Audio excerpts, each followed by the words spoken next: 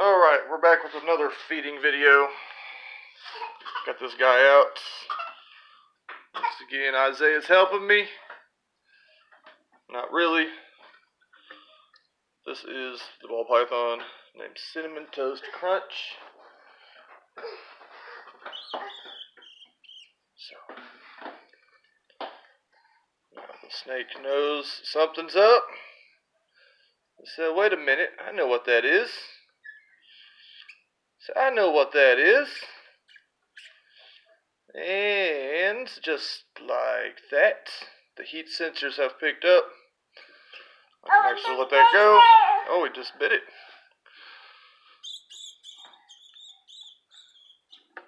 And there we go. That fast. Didn't sink in the first time. Now, with constrictors and pythons, their teeth, they curl in backwards into their mouth. So whatever goes in cannot get back out, because it uses its muscles to squeeze, and it negotiates its body to pull the prey down its throat. Now, this was a very good strike. Not the first one, second one. Curled in, and just like that, the baby rat it's dead. It did not feel much. It actually probably didn't even know what was going on, because whenever they squeeze, they're not cutting the arrow off. What they're doing is they squeeze so hard it actually stops the heart from working, and they go into a stroke very fast. There's no oxygen getting to the brain. They shut down within seconds.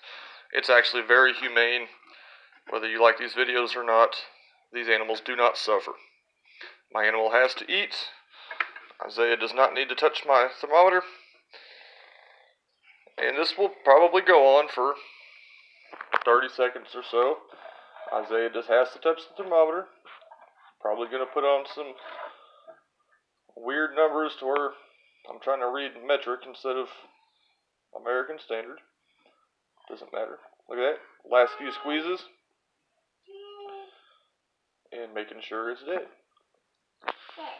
Isaiah's treating the thermometer like a phone. Well, that's not a phone, buddy. That's the thermometer and a hygrometer for our animals. You can't hear nothing.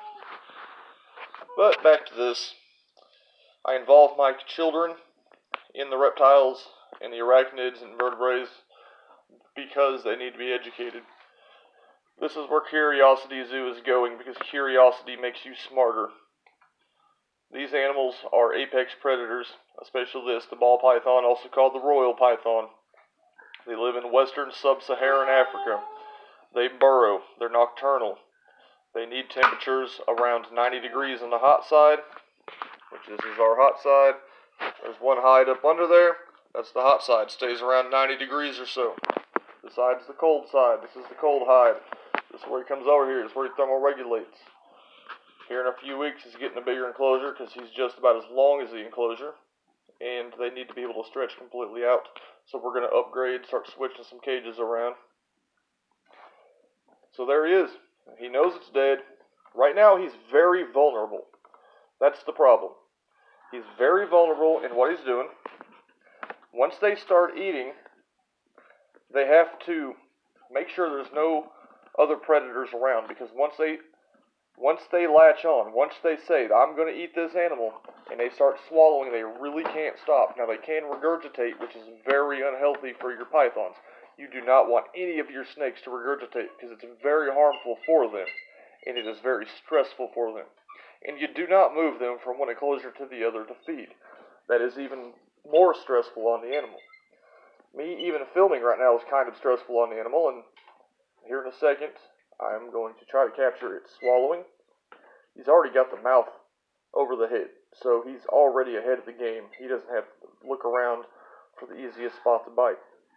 This is textbook. This is awesome. The snake right here is very well taken care of.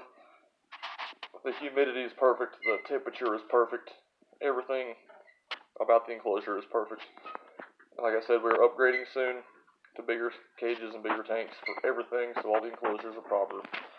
And just because, here's a good one. Boots is started to ingest his rat. So we're going to focus on this for a second. Kind of have a contest. See who can finish their prey faster. Now, Cinnamon Toast Crunch back here has got about a 3-minute head start on Boots. But he's also a smaller snake with a smaller prey.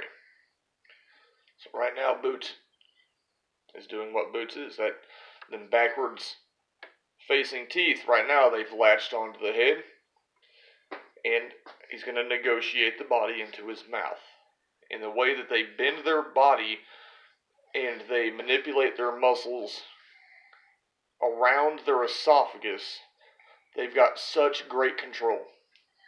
By now, his bottom jaw is becoming unhinged because it is a large prey animal for this snake, because this is still a juvenile. And he's going to work on it. And he's going to go back and forth until it ends up in its stomach. And its stomach is actually, looking at it, probably around where the body goes into the enclosure. That is probably where the stomach is. Maybe a little bit towards that diamond that's outside of the enclosure. So, he's going to work on this. And this is a feeding video. This is what they do in the wild. This is what animals do. Animals eat each other. There's nothing bad about what we do here. I guess it's bad if you're a rat or a mouse, but that is what it is. So, we're going to let that happen for a minute. And then now, Sally's out. Just kind of chilling. Coming over to eat probably some of these mealworms. And then you've got Mr. Coyote over here. He just got full on crickets. Giving you that one eye look. Why are you paying attention to all these other animals? So this has been a very successful feeding day. Oh, look at how Boots negotiates the rat even more. It takes a lot of control for this snake. Now I'm going to wrap it up. I'm going to let these guys eat. There's Cinnamon Toast. He probably thinks that I'm way too close. That's why he's not swallowing. That's what I was talking about. They have to look out for other potential predators. If they feel stressed out, they're going to wait, because once that food gets lodged into their throat, they can't do much. So we're going to end this in the same way that Sally's ending the trip back into the enclosure. She just shed too. There's pieces of it still left. Looks very beautiful. So that's our feeding video for this week. I will keep you guys updated when we get more animals. If anybody wants to help out with anything with our preparations for the zoo, if you want to come over and help me dig the little pond for the alligator, if you want to help out financially, if you have any aquariums, tanks, anything like that, if you've got fence posts, little things we need here and there, just get hold of me and let me know, and I can let everybody be a part of this for the community through education. So I'm going to let these animals eat.